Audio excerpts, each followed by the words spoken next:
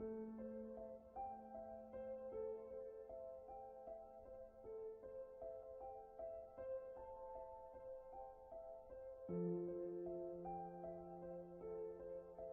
might ask yourself why the orders we showed in part 1 are so important for our fall of the Cabal.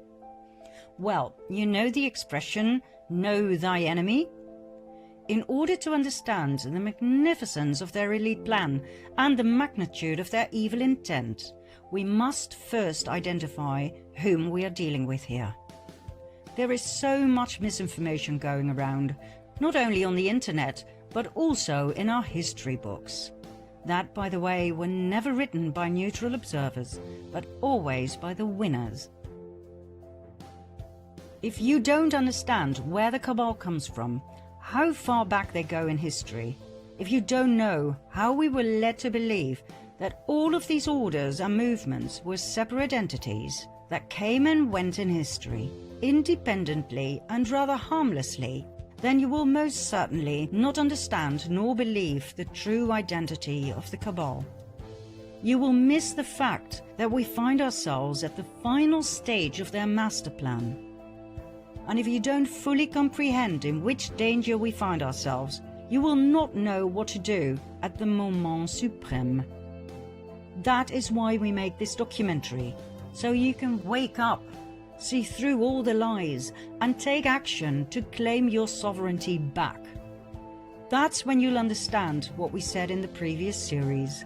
History books will have to be rewritten.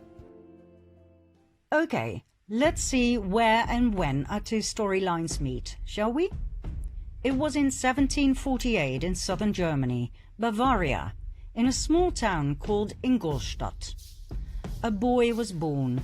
His name was Johann Adam Weishaupt. At the age of 5, his father died.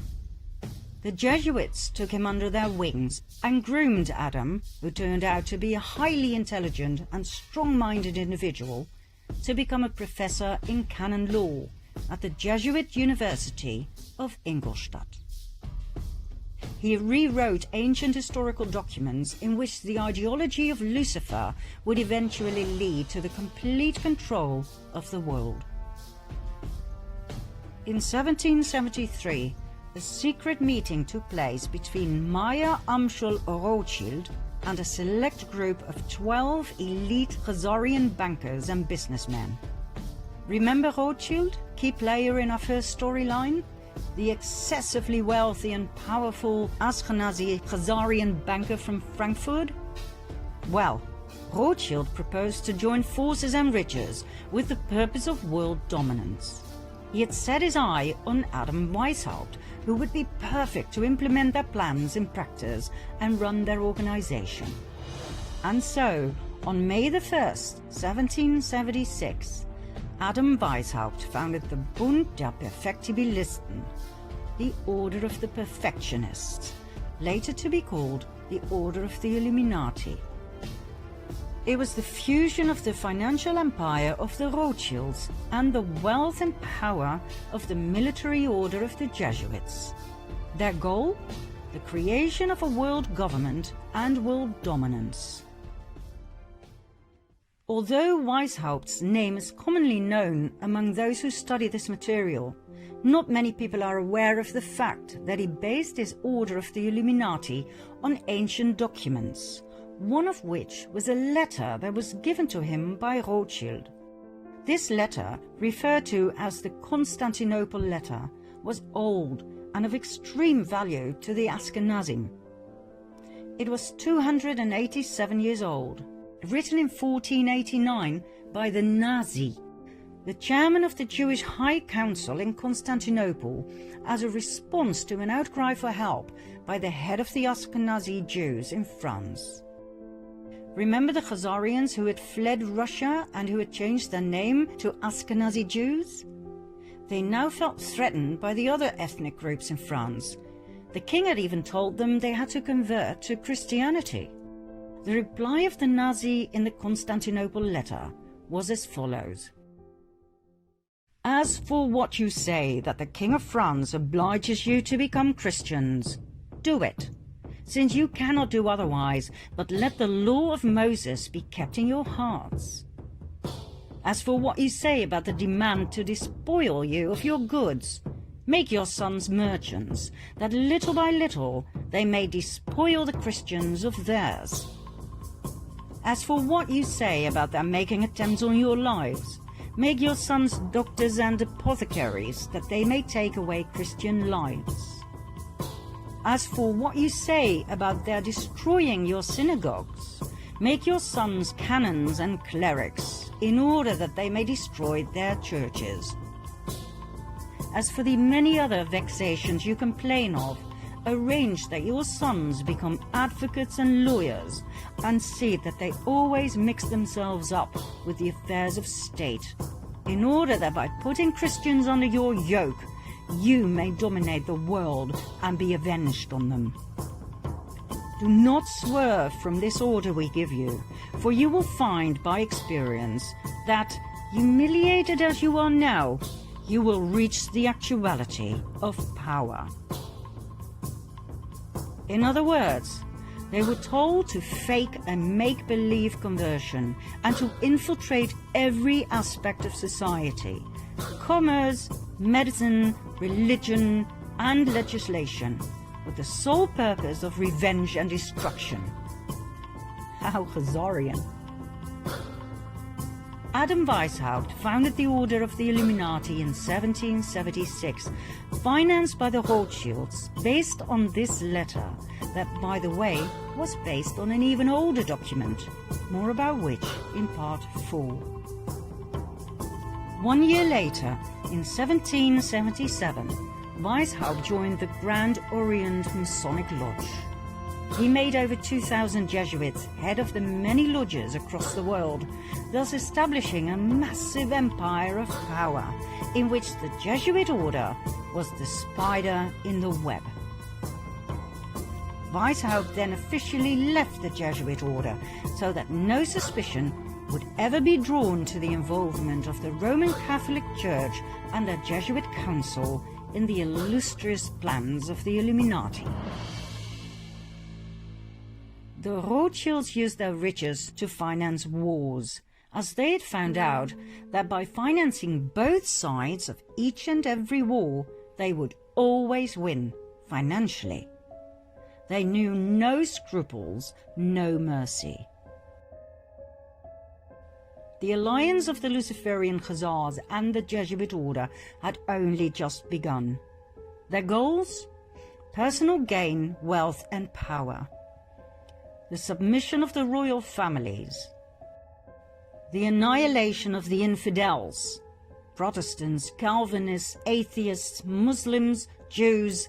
In other words, the destruction of all religions except the Roman Catholic faith.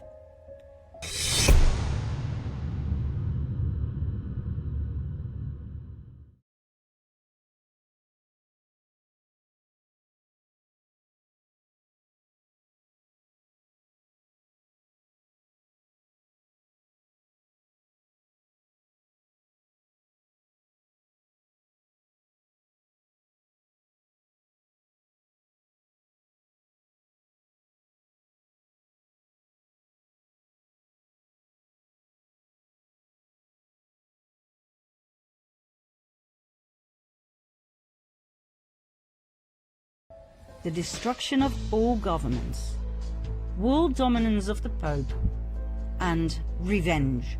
Revenge on each and every one who had ever betrayed them. Revenge on Russia, first and foremost, the country that had expelled the Khazars.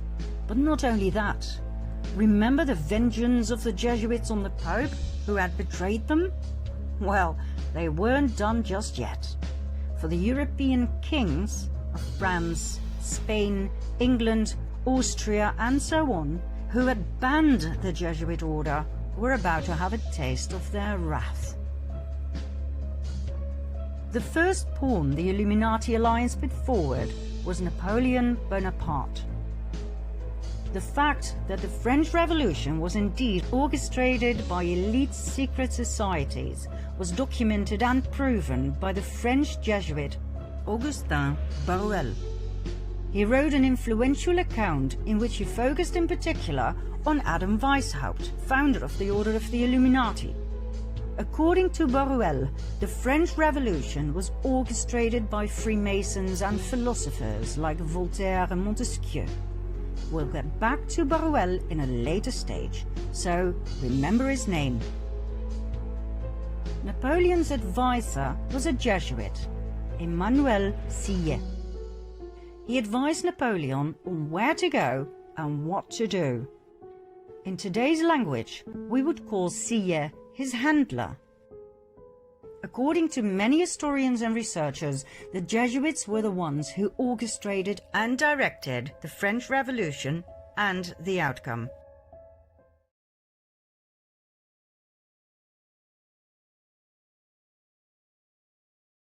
Napoleon was a Masonic Grand Master.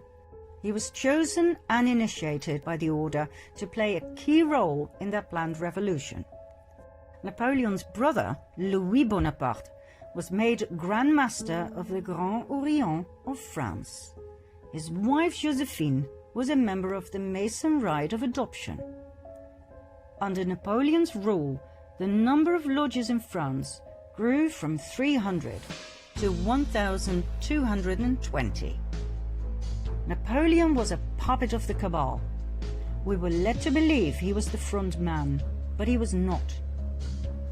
The hidden hand that some historians believe was to cover an ulcer, seriously, was actually a common Masonic gesture called the sign of the Master of the Second Veil. Many world leaders have shown this sign throughout the ages.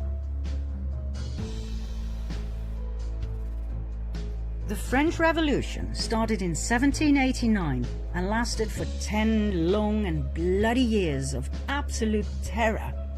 It was the master plan of the Jesuit Council to take revenge on France, to destabilize the country through war, and to destroy the French crown. Their tool?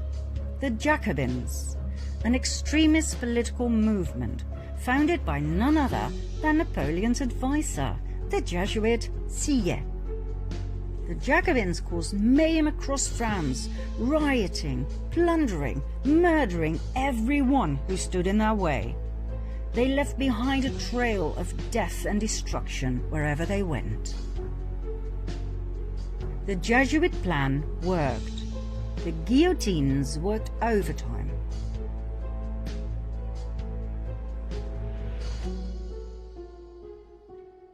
The Jesuit order is the most dangerous of all orders. It has caused more harm than all other orders. The doctrine of the Jesuits entails that their supreme general is the sovereign of sovereigns and master of the world. After the French Revolution had ended, the Napoleonic Wars started. They caused even more instability and destruction, not only to France, but to the many countries Napoleon invaded: Austria, Russia, England, Prussia, Portugal, and Spain, where the royal family was kicked out and Napoleon's older brother was put on the throne. Each and every country that had once banned the Jesuit order and the Khazarian Ashkenazi Jews was now in ruins. This was one of the order's most dominant passions: revenge. During the Napoleonic Wars, the Illuminati alliance deployed their most successful strategy. They financed both the French and the English army. It simply didn't matter who won. War was an absolute revenue model. It was the Duke of Wellington who fought Napoleon and who defeated him at the Battle of Waterloo in 1815. Nathan Rothschild, a brilliant and ruthless businessman, had his spies at Waterloo, and he had a private courier system, as he knew that fast communication was vital in business. When it was clear that Napoleon had been defeated, the message was immediately sent to Rothschild, who received the news 2 days prior to anyone else. He then made a brilliant move at the London Stock Exchange. Instead of buying English bonds, the gilts, he sold those he had. The other traders noticed and drew the erroneous conclusion that Napoleon must have won the war. They immediately sold their bonds as well, causing the gilt price to drop dramatically. That was the moment Rothschild made his move. He bought all the gilts he could lay his hands on at a very low price. By the time the others had noticed and frantically started buying again, Nathan Rothschild was excessively rich. The King of England, George III, was now heavily indebted to Nathan Rothschild, who had financed his wars. Not only had the king to pay back his debts, he had to pay interest on top of it. He was now in the pocket of the Rothschilds. I care not what puppet is placed on the throne of England to rule the empire. The man who controls Britain's money supply controls the British Empire, and I control the money supply. Next, 1914. The Illuminati alliance, that we shall refer to as the Cabal from now on, simply because it's short and to the point, caused World War I, a war initially solely between Austro-Hungary, a dual empire of Austria and Hungary on the one side, and Serbia on the other. What happened? The ruler of Austro-Hungary, Emperor Franz Joseph I, had no successor to the throne, as his only son had committed suicide. His nephew, Franz Ferdinand, became heir to the throne. But his ideas about politics were very different from his uncle's. Franz Ferdinand wanted to decentralize. He wanted autonomy for the various ethnic groups. He wanted to incorporate Serbia into the dual empire as a political entity equal to Hungary and Austria. He was a thorn in the eye of his uncle, the emperor. Although raised in the Jesuit image of his father and uncle, he had a mind of his own. He refused to adopt his uncle's political vision, and he married the woman he loved, which was so not done within the elite. At the time of extreme internal unrest, the emperor sent his nephew to the border with Serbia, where he and his wife Sophie were murdered. According to the official narrative, it was the Serbian Gavrilo Princip who pulled the trigger, and so Austro-Hungary declared war on Serbia. Germany joined forces with Austro-Hungary. England, France, Russia, and later Italy, Romania, Bulgaria, and former Turkey, the Ottoman Empire, came to the aid of Serbia. We all know the results. 4 horror years in trenches, 9 million killed. Germany was in ruins, and that was precisely what the Jesuits had aimed for, as Germany was mostly Protestant. You may remember what it said in the Jesuit oath about Protestants. They would do absolutely anything to destroy their horrible race forever. Some historians may question or even deny the Jesuit background of the rulers of Austro-Hungary, which is odd, as they were prominent members of several Jesuit suborders, such as the Supreme Order of Christ. Emperor Franz Joseph was so high up in the Jesuit council that he was authorized to grant titles such as Prince and Grand Master. In 1880, for instance, he granted this title of Prince of the Holy Roman Empire to the Grand Masters of the Order of Malta. He even founded his own order, the Imperial Austrian Order of Franz Joseph.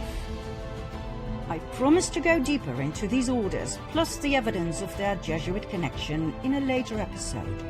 For now, we'll leave it here, as we don't want to get lost in history. After all, we still have to cover the Russian Revolution and World War II in a way it wasn't brought to you in school, I promise.